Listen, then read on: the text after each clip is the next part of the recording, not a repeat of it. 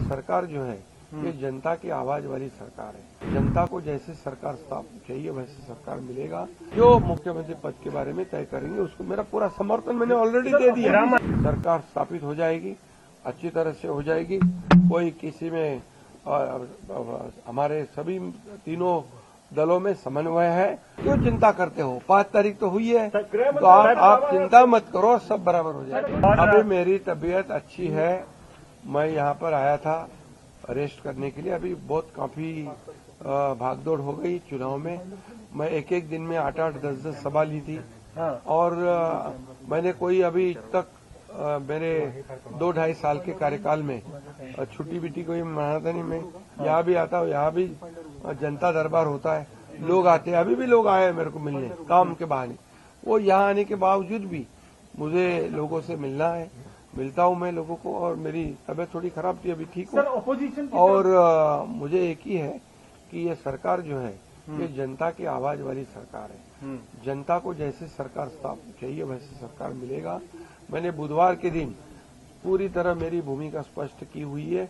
आदरणीय प्रधानमंत्री जी, आदरणीय गृह मंत्री अमित भाई और भारतीय जनता गृह मंत्रालय को लेकर के कोई मांग है क्या आप लोगों की? भारतीय जनता पक्ष के अध्यक्ष नड्डा जी जो मुख्यमंत्री पद के बारे में तय करेंगे उसको मेरा पूरा समर्थन मैंने ऑलरेडी दे दिया। गृह मंत्रालय ऑलरेडी दे दिया है। आप ही कुछ बोलोगे क्या? मुझे बात करनी है। पूरी तरह मैंने मेरा समर्थन दिया है। उसके लिए कोई किंतु परंतु नहीं है।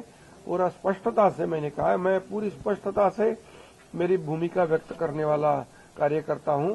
और मैंने जो काम किया है, जो नेतृत्व किया है मैंने और हमारे दोनों उप मुख्यमंत्री और हमारे सहयोगी ने, जो आज तक के तुम कितने सालों से पत्रकारिता करते हो, जरा खाली थोड़ा याद करो कि आज तक के इतिहास में इतने बड़े 2.25 साल के अंदर इतने बड़े पैमाने पर डेवलपमेंट और इतने बड़े पैमाने पर वेलफेयर स्कीम जो कल्याणकारी योजना कभी की थी।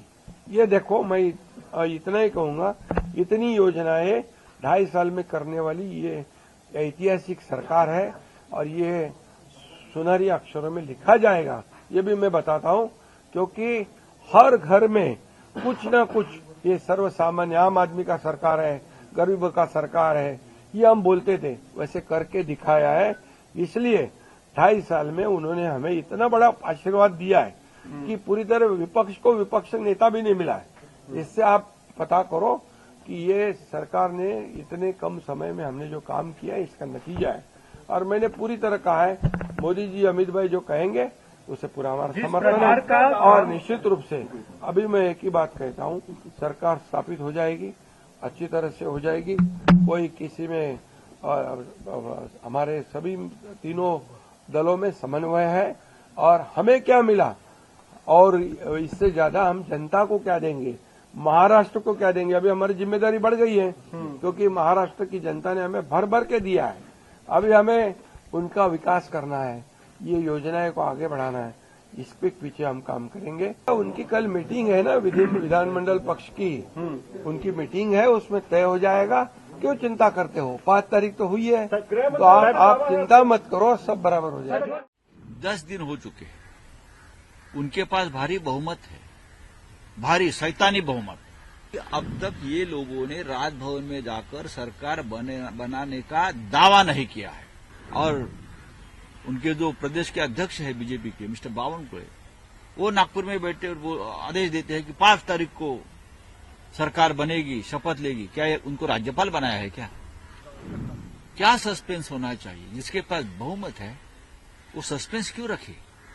क्या जवाबदारी क्या है उनके ऊपर? ऐसी बात ऐसी है, महाराष्ट्र में एक ऐसी सरकार सुप्रीम कोर्ट के प्रोटेक्शन में चली जो संविधान के खिलाफ घटनाबाह्य सरकार चली। उनके लिए डीवाई चंद्रचूड़ जिम्मेदार है, सुप्रीम कोर्ट जिम्मेदार है। अब ये जो केयर टेकर गवर्नमेंट है वो भी संविधान के खिलाफ चल रही है। 10 दिन हो चुके हैं, उनके पास भारी बहुमत है, भारी शैतानी बहुमत। अकेले बीजेपी के पास बहुमत है, फिर भी अब तक ये लोगों ने राजभवन में जाकर सरकार बनाने का दावा नहीं किया है। क्यों?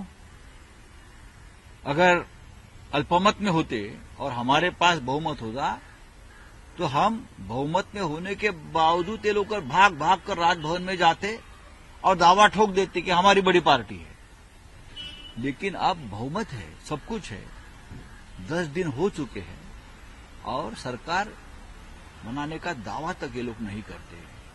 अब तक ये उनके जो विधायक दल का नेता नहीं चुन पाए हैं, 10 दिन हो गए। हाँ, क्या चल रहा है? और उनके जो प्रदेश के अध्यक्ष है बीजेपी के मिस्टर बावनकुळे, वो नागपुर में बैठे और वो आदेश देते हैं कि 5 तारीख को सरकार बनेगी, शपथ लेगी। क्या उनको राज्यपाल बनाया है क्या? राज्यपाल के अधिकार ये लोगों ने हाथ में लिए हैं। राज्यपाल ने यहां राष्ट्रपति शासन लगाने की सिफारिश करनी चाहिए, इतना यहां मेस हो चुका है। तो ये गलत बात है, लेकिन जनता सब देखती है, सब देखा है चुनाव कैसा हुआ, ईवीएम में कैसी गड़बड़ी हुई, पैसा का खेल कैसा चला, हम सब कुछ देख रहे हैं।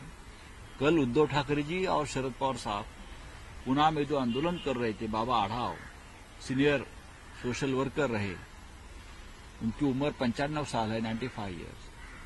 तो उनके साथ हम बैठे, उनका मार्गदर्शन भी लिया है और आने वाले दिनों में ये जो सब घोटाला गड़बड़ हुआ है उसके खिलाफ राज्य में और देश में एक बहुत बड़ा मूवमेंट चलाने का हमारा प्रयत्न है। सस्पेंस बना हुआ है कि सीएम महाराष्ट्र का कौन होगा उसका सामने? क्या सस्पेंस होना चाहिए? जिसके पास बहुमत है वो सस्पेंस क्यों रखे?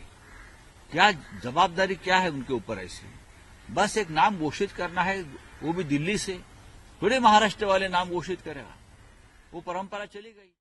हमसे जुड़े रहने के लिए हमारे YouTube चैनल को सब्सक्राइब करें और नई वीडियो की नोटिफिकेशन के लिए बेल आइकॉन को दबाएं।